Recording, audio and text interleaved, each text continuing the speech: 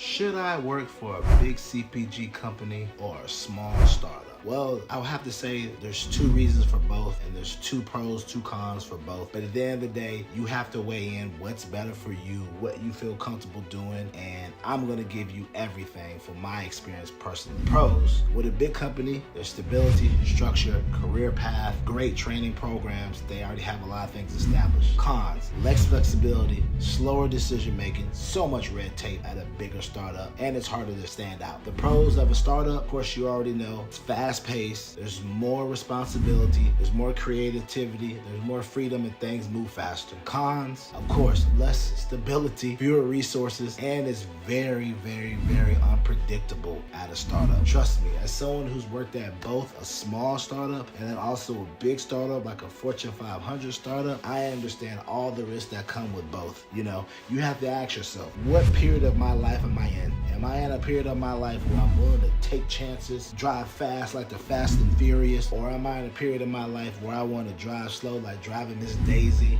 I want to take things cautious. I want to be easy. I don't want to be putting my life on the line. You have to ask yourself which was best for you. If you want the Fortune 500 that has the 501k plan, that has the stability, that has the structure, when you come into work, they have the training plans, you know, move up in the company after working there 10 to 15 years, or you're willing to move everywhere else, then boom. That's where you need to go, a bigger CPG company. But if you're like, hey, Eric, I like taking chances every day. I like live young, die fast. But that's just a phrase, means you just like to live young and move fast. Then a startup is all in your area. Because some startups move fast, less red tape. They might not have a 401k, some of them do. You're able to move around, you know, move from this position to that position. You'll have a lot more responsibility. You'll be working 2 or 3 people's job at maybe little low salary, depending on what your position is. But at Fortune 500, you'll be just working one person's job, and your salary may be capped, or depending on what your area is, that may be all you get. But at a startup, it may be less money,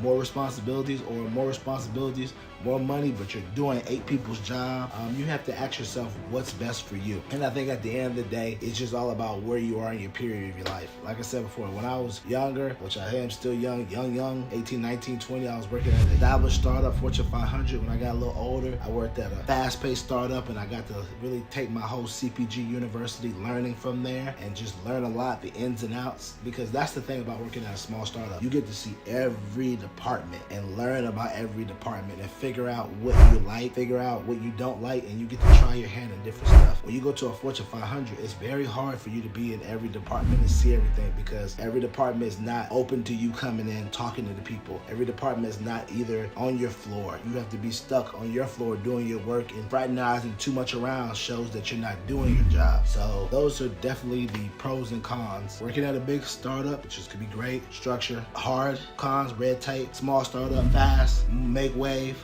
less red tape. Cons, less structure, could have layoffs, may not have their funding, may not have everything together. That's the thing about the small startups. Everything may not be together. One minute the funding's there, one minute the funding might not be there. One minute things are going good, one minute things are not going good. When you got a big startup, they've already established their product, they've already validated their products, they know it works, they know their customer, they have their businesses, they have their stores, they have their locations, and they have people buying. At a smaller startup, they're still validating depending on who it is. They may be still trying to raise money. They may be still trying to make sure their runway is not getting burnt out with all their cash. You're taking a lot of chances. So at the end of the day, you gotta just ask yourself, you moving fast like Fast and Furious, or you moving slow like Miss Daisy? Continue to like and subscribe below. And of course, this is CPG 101 with your boy Eric. Stay tuned for more videos.